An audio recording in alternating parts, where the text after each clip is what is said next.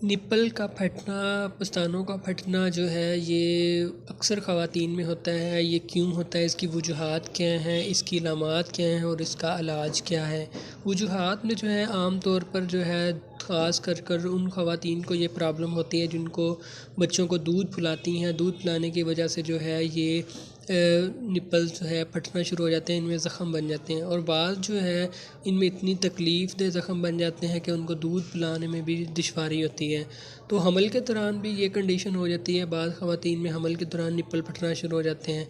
दूध की ज़्यादती की वजह से मतलब तनाव हो जाता है, उसकी वजह से भी निप्पल फटना शुरू हो जाते हैं। और बाद जो है दूध पिलाने में एहतियात नहीं करती, पोजीशन का ख्याल नहीं रखती, इस वजह से भी जो है निप्पल फटना शुरू हो जाते हैं। इनमें गहरे शगाफ पड़ जाते हैं जो दूध पिलाने में बहुत दुश्वारी पैदा करते हैं।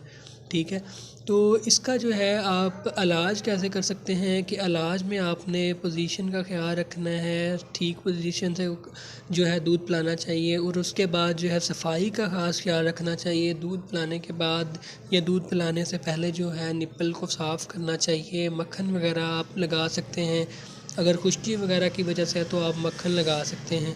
मक्खन लगाने से भी ये तकलीफ़ है ठीक हो सकती है।